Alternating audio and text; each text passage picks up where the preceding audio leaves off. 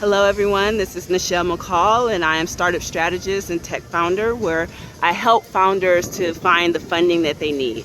And so I am enjoying this lovely weather here, as you can see, and so I'm really excited to be able to bring this next video to you. I've been here, actually I'm in Florida right now, just finished up a cruise going to St. Thomas and the Bahamas and St. Martin, and just had an opportunity to meet and fellowship with so many wonderful founders and entrepreneurs. Through those conversations, I was really inspired by hearing people's stories about how they're working towards their dreams and are working 9 to 5s though, while still working towards their dreams. And so through those conversations, I just thought about the fact that, I want to be able to share with others just kind of some of the tips that you can take to be able to transition from that employment mindset and experience to a full entrepreneur experience. I've been an entrepreneur now for over 8 years. I started a tech company, raised $500,000 for that in about a year. And I want to be able to share with others how you too can make that transition. And so I want to be able to give you at least 3 points on what you can do to do that.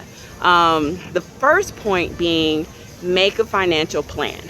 So you really need to understand and come up with a list of what are your personal expenses, all of your bills, your cell phone, your gas, your lights, your rent, your mortgage, whatever it may be.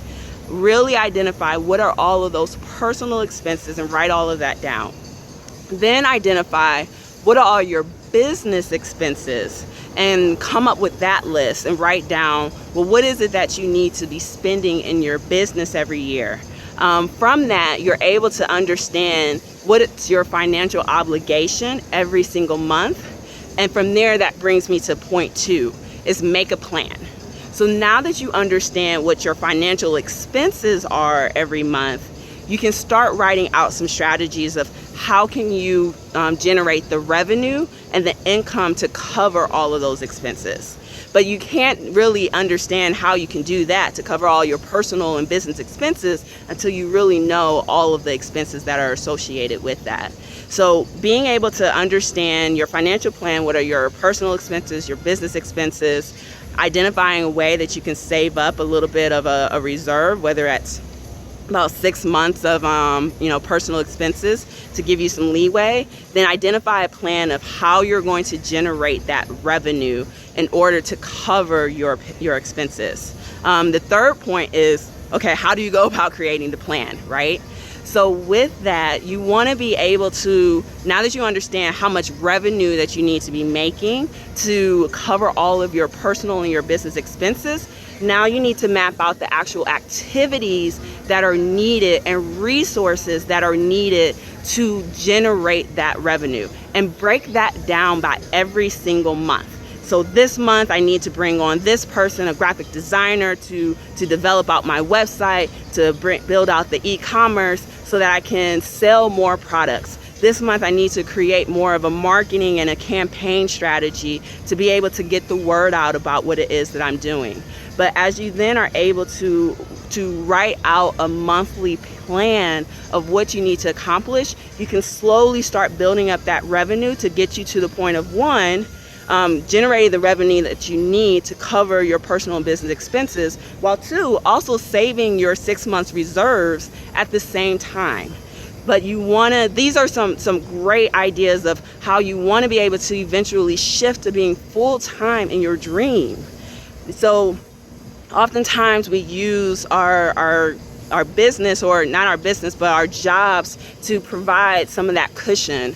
But also time is also out of a fear. It's a general, real fear of, well, what if this doesn't work? Well, being able to put these plans together, being able to understand what your expenses are, creating a plan for your revenue, and creating the savings helps you to give you a cushion to make that leap. And guess what? If it doesn't work in 12 months or 18 months from now, you can always go back to that job. But you can't always go after your dream of starting your business. So I wanted to give you guys this point and encourage encourage you to move forward and make that leap from being an employee to an entrepreneur. And I want to just say that you can do it and you are enough. And I'm excited to see where things are going to go. I'm excited to see you jump into your vision and to your dream so that you can create the life that you want to create for you and your family. So these are just a few tips that I wanted to give to you as I'm getting ready to head out and enjoy this lovely weather. But I just want to encourage you. You're enough to jump from an employee to an entrepreneur.